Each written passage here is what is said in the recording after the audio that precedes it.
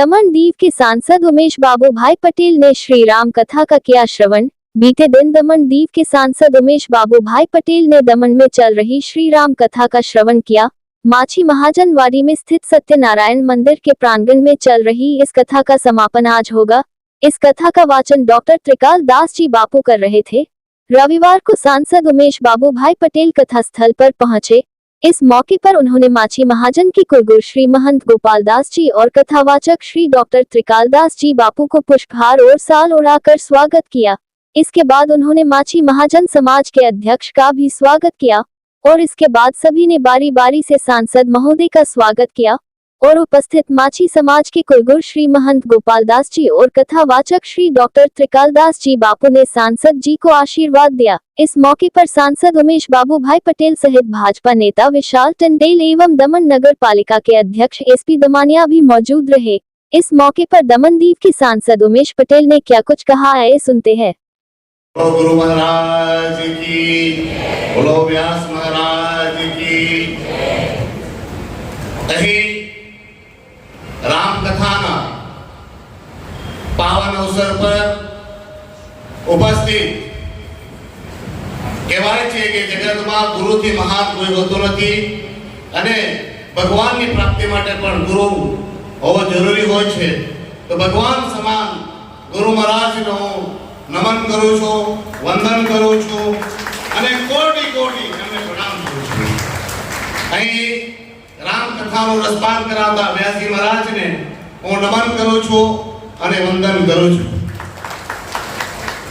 અહીં उपस्थित समाजना प्रमुख हरजीभाई અને સમાજની સમગ્ર ટીમને હું નમન કરું છું, વંદન કરું છું અને એમનો આભાર પણ વ્યક્ત કરું છું કે તમે મને અહીં બોલાવ્યો અને સન્માન આપ્યું।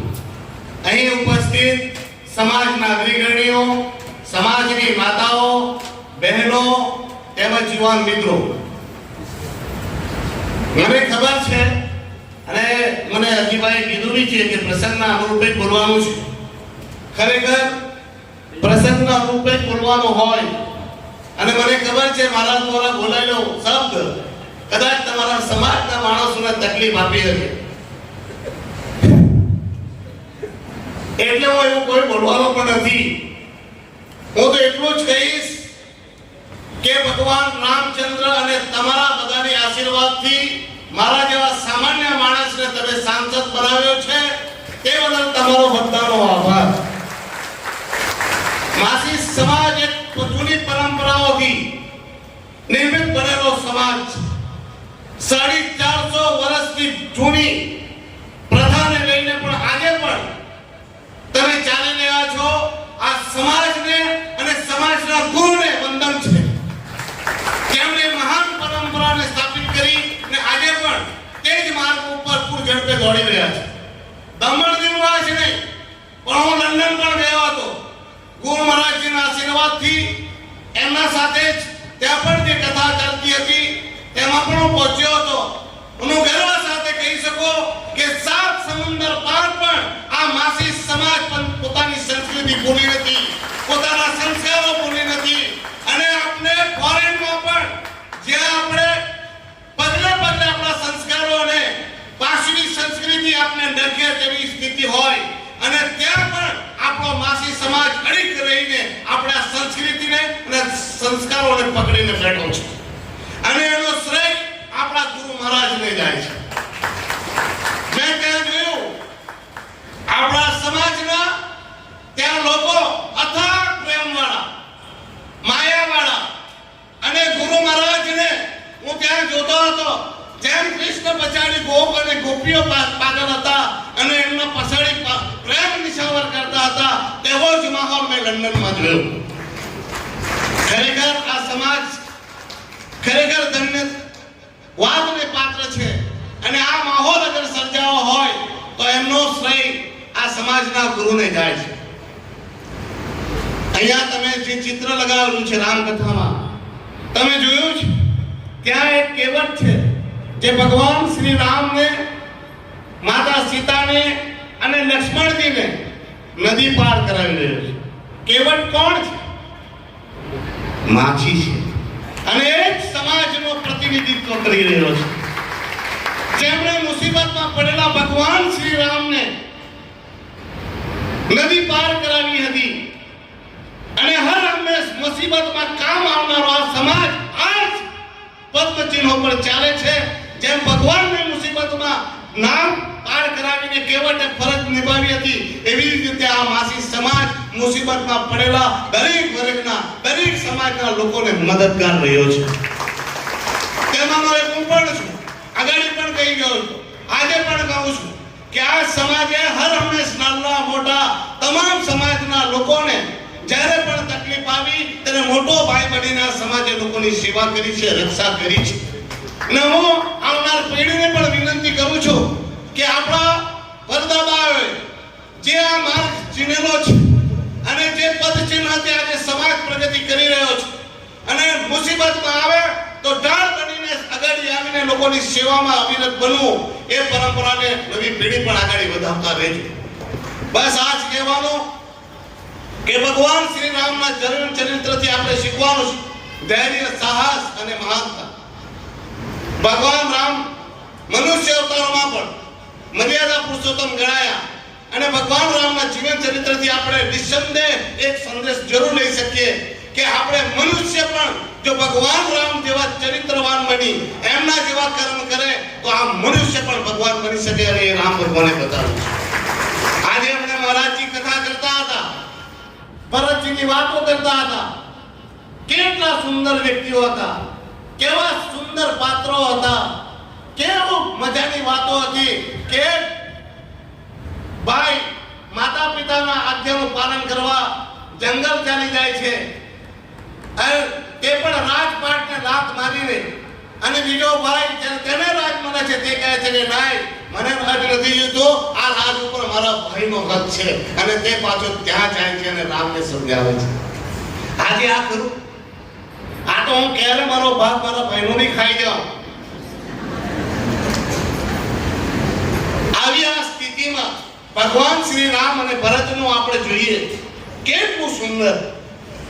અને ભગવાન રામ મહાન હતા, નિસંદેહ હતા, પણ ભરત પણ કઈ કમ નહીં હતો. જેમને સજા મળી એમણે જંગલ ભોગવ્યું, પણ ભગવાન રામ પછાડી ભરતે પણ સંસારમાં રહીને એમણે પણ વનવાસી બનીને એક ઝૂંપડીમાં ભગવાન રામના આવવા સુધી ત્યાગ કર્યો, તપસ્યા કરી. એ કોઈ નાનો બલિદાન નહીં હતું. એમનાથી આપણે શીખવાનું છે અને આપણે પ્રેરણા લેવાની છે.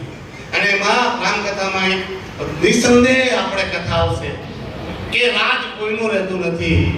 ભલે રાવણ જેવો મહા જ્ઞાની, પંડિત અને મહાશક્તિશાળી હોય, પણ રાજ તો રાવણનું ચાલે નહીં. રાવણ ગમે તેટલો મહાન હોય, શક્તિશાળી હોય, રાવણે પણ એમ કે એવું વરદાન લીધેલો કે મને દેવતા નહીં મારી શકે, મને યક્ષ દક્ષ કોઈ મારી નહીં શકે, પણ એમણે એક ભૂલ કરી હતી, માણસને કમજોર સમજવાની, માનવને તુચ્છ સમજવાની.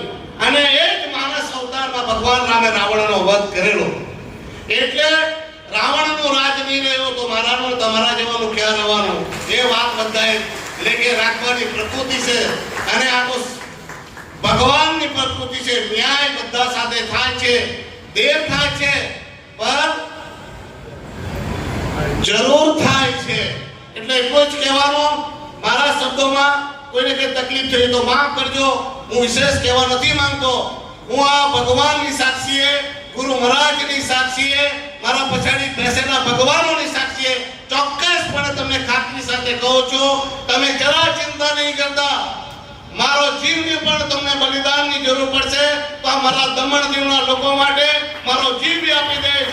આ ભગવાનની સોગંદ ખાઈને કહું છું, જ્યારે તમને એવું લાગે કે આ ઉમેશ પટેલથી કામ નહીં થાય, એના પ્રયાસોમાં કમી છે, તો આ ગુરુ મહારાજજીની સાક્ષીએ વ્યાસજીની કસમ ખાઈને કહું છું, તમને એવું લાગે કે આના પાસે રાજીનામું લેવાનું છે તો ભગવાનની સાક્ષીએ સોગંદ પૂર્વક કહું છું, મારા પાસે રાજીનામું માંગજો, રાજીનામું સાથે મારી જાન પણ આપી દઈશ.